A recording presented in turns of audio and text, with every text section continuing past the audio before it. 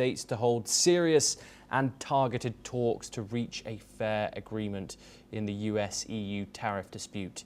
This comes after the European Union accused the United States of resisting to crack a deal with the United States. The European Union has also come forward warning of countermeasures if no agreement is reached between the United States and the European Union.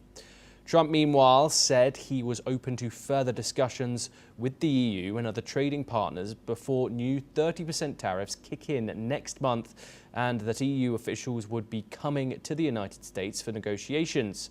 Trump stepped up his trade war on Saturday, saying he would impose a 30% tariff on most imports from the EU and Mexico next month, following similar warnings for other countries, including Asian economic powerhouses, Japan and South Korea.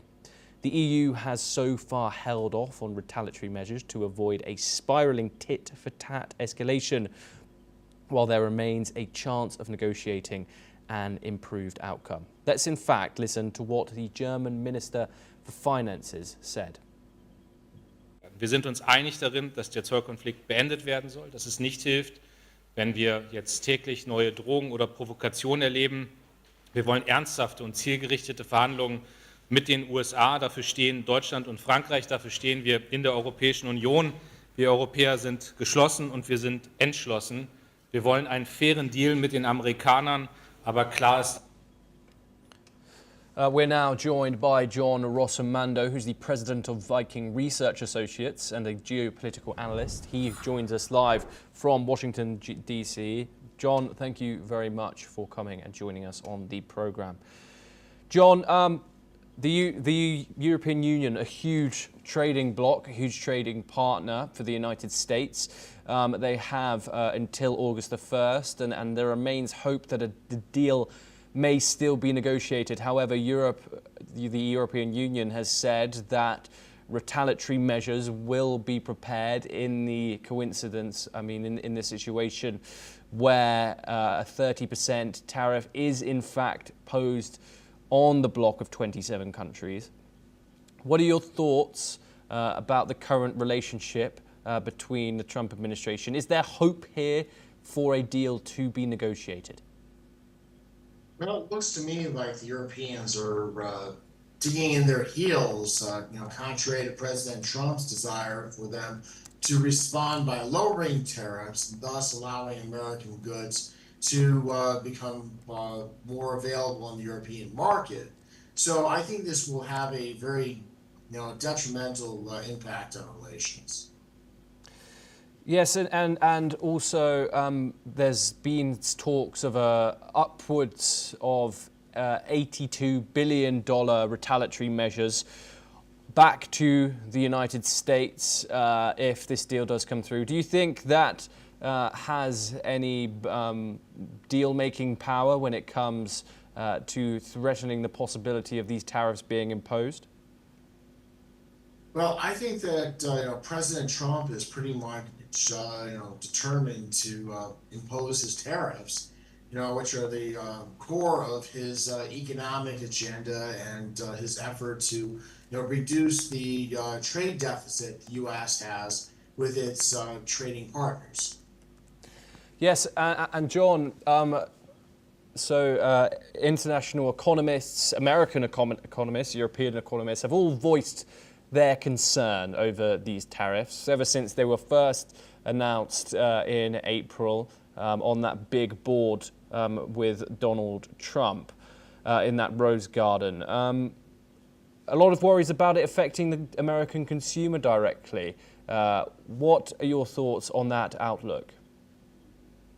Well, there's no doubt that American consumers will pay more for imported goods. I think part of it is President Trump wants to encourage domestic manufacturers and encourage the growth of the domestic economy that he believes has been unfairly undermined by foreign imports. Also, John, there's no doubt that this will not put a bit of a tinge in the relationship between the US and its also its closest allies as well. How might this US-EU tariff dispute affect transatlantic unity as a whole? Well, I think that things are rather strained right now because Trump looks at the European Union as an adversary, not the way that prior administrations have looked at as part of the West, and we're all friends kind of thing. I mean, President Trump also is concerned about free speech in the European Union, the censorship of populist parties. And I think that President Trump wants to hold the line against Europe, hoping that they will succeed. What about the risks here, John? There's been talk that this tariff policy of Donald Trump could open opportunities to rivals like China or Russia, and that they could exploit Washington and Brussels if odds remain over trade. What are your thoughts on that, on the possibility of that happening? Well, I'm not so much worried about the Russians. They don't have anything to sell other than oil and gas. However, China could use the opening to increase its influence in Europe and to increase the sale of Chinese goods on the European market. Yes, exactly. And what extent does this tariff standoff signal a shift towards economic nationalism in both the US and in Europe? And what are the long-term ramifications of this? Well, I think that the shift is more on the American side. I mean, President Trump ran on an anti-globalist platform, and that's what his voters want. I mean, you have allies of Trump, say in Hungary with Viktor Orban, the populist prime minister of Hungary. But I think that this will encourage further drifting away between the U.S. and Europe under Trump's role. I mean, governance. Do you think this is what the American people voted for, though, John? I mean, you've had a lot of allies, including Elon Musk, when the two billionaires were still friends. Do you think this is what the American people voted for, a trade policy like this?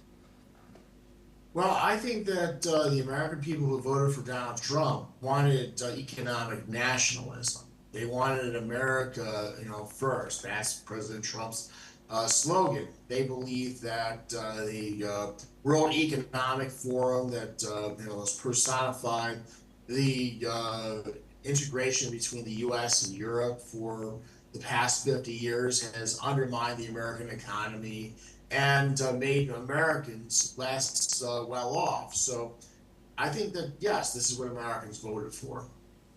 Okay. And how do you think these prolonged negotiations impact NATO defense contributions and cooperation on global crisis, with that of the European Union, which obviously is one of the United States' closest allies?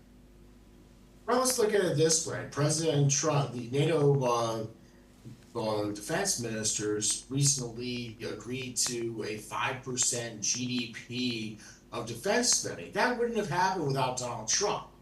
I mean, most of the NATO militaries are in a state of either lack of readiness, disrepair.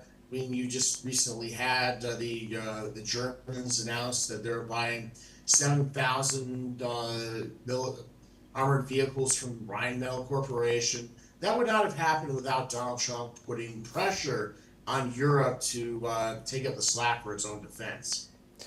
John Rossomando, thank you very much for joining us on the program. Always a pleasure to have your insight.